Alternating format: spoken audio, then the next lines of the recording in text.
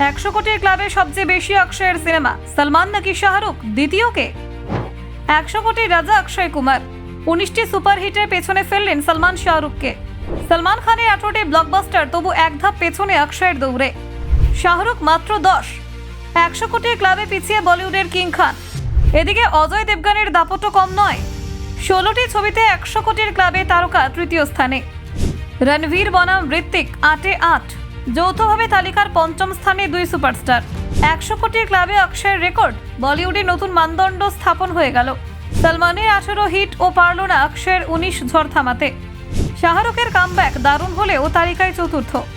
কিন্তু সবার থেকে কেন পিছিয়ে কিং খান? দেখুন, অতীত থেকে বর্তমান বলিউডে বক্স অফিস সাফল্যের মাপকাঠি এখন বেশ স্পষ্ট।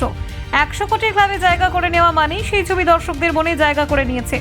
আর এই তালিকায় অভিনেতাদের অবস্থান বলে দেয় যে তাদের জনপ্রিয়তা ও ধারাবাহিক সাফল্যের গল্প। সাম্প্রতিক রিপোর্ট বলছে এই রেসে শীর্ষে রয়েছেন অক্ষয় কুমার। অক্ষয় কুমারের মোট 19টি সিনেমা ইতিমধ্যে 100 কোটির মাইলফলক স্পর্শ করেছে।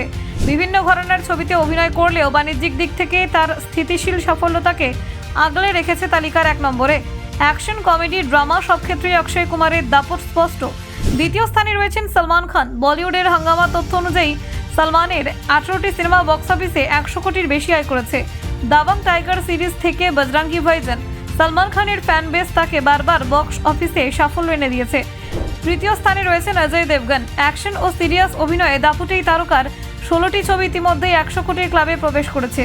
সাম্প্রতিক বছরগুলোতে তার পিরিয়ড ড্রামা এবং পুলিশ ফ্র্যাঞ্চাইজির ছবিগুলি সবচেয়ে বড় ভূমিকা রেখেছে। চতুর্থ স্থানে রয়েছেন শাহরুখ খান। যদিও তিনি বলিউডের কিং খান, তথাপি তার মাত্র 10টি ছবি তালিকায় জায়গা পেয়েছে। দীর্ঘ বিরতির পর পাঠান, জওয়ান, ডাঙ্কি যেমন 3টি ছবি দারুণ হিট হলেও সিনেমার সংখ্যার দিক থেকে তিনি এখনও পিছিয়ে রয়েছেন সলমান এবং অক্ষয়ের তুলনায়। তালিকার পঞ্চম স্থানে যৌথভাবে রয়েছেন রণবীর সিং এবং ঋত্বিক রোশন। তাদের প্রত্যেকের 8টি করে সিনেমা বক্স অফিসে 100 কোটির ক্লাবে পৌঁছেছে। উজ্জ্বল ব্যক্তিত্ব এবং শক্তিশালী পারফরমেন্স তাদের জায়গা করে দিয়েছে এই তালিকায়। রণবীর সিং এর পদ্মাবত, সিম্বা, ওয়াজিরাও মস্তানি যেমন তার বক্স অফিসে শক্তির প্রমাণ করেছে, তেমনি গলি বয় তাকে নতুন উচ্চতায় পৌঁছে দিয়েছে। তরুণ প্রজন্মের কাছে তার জনপ্রিয়তা অনস্বীকার্য। ঋত্বিক রোশনও বক্স অফিসে বরাবরই ব্যতিক্রম। ক্রিস সিরিজ, ওয়ার, অগ্নিপথ তার বক্স অফিস সাফল্যের পেছনে রয়েছে তার অনন্য নাচ, অ্যাকশন এবং অভিনয় দক্ষতা। তিনি দীর্ঘ সময় বিরতি নিলেও প্রত্যাবর্তনের ছবিতে বক্স অফিস জয় করেন। এই তালিকা বলিউডকে কতটা ধারাবাহিক ও শক্তিশালী সেই বিষয়ে একটি স্পষ্ট ধারণা দেয়। জনপ্রিয়তার দিক থেকে অভিনেতারা আলাদা হলেও বক্স অফিসের হিসেব সবসময় অন্য গল্প বলে। তাই এই পরিসংখ্যান বলিউডের বর্তমান তারকা বলের চিত্র ফুটিয়ে তোলে।